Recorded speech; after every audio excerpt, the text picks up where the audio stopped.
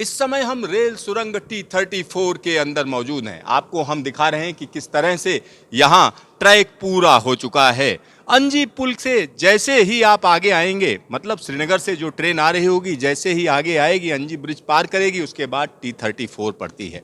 तकरीबन 5 किलोमीटर लंबी यह सुरंग है और यहाँ पर कई फीचर्स दिए गए हैं, जिसमें हम कह सकते हैं सेफ्टी फीचर्स कहा जा सकता है। और यह सेफ्टी फीचर्स अपने आप में अलग हैं। और यहाँ पर एस्केप रूट दिया गया है, यानी जब लंबी टनल होती है, इनके पास में एक एस्केप टनल दी जाती है। यह इमरजेंसी एग्जिट है। इसकी खासियत है कि अगर मान लिया ट्रेन में कोई आग लग गई, कोई परेशानी है, तो यहाँ से निकलने का रास्ता है। एसओएस के लिए जगह जगह पर फोन दिए गए हैं, साथ ही साथ यहाँ पर सिंबल्स बनाए गए हैं कि कैसे आप निकलें, किस तरफ भागें। साथ ही साथ एग्जिट दिया गया है, यानी कैसे एग्जिट करें।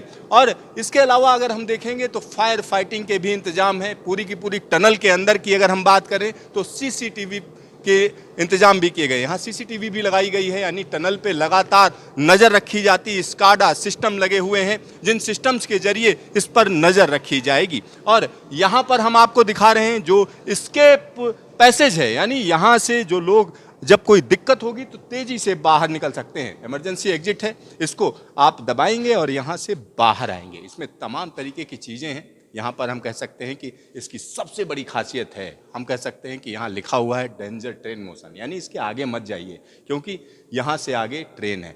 और इसकी एक और खासियत है, जब उधर कोई दिक्कत या हम कह सकते हैं आग लगी होगी, तो ये उसको कहीं ना कहीं सेफ्टी वाल्व की तरह काम करेगा। यहाँ इसको बंद कर दिया जाएगा, धुआं इधर नहीं आएगा और यहाँ से आप एस्केप टनल में सीधा सीधा जा सकते हैं। तो इस तरीके की एस्केप टनल जो लंबी लंबी टनल्स हैं उनके बीच में बनाई गई हैं और यहाँ पर पूरी की पूरी सप्लाई है। साथ ही साथ यहाँ अगर अलग अलग चीज़ों की हम बात करें तो जेट फैन जो लगे हुए हैं उनके लिए ये कंट्रोल सिस्टम है।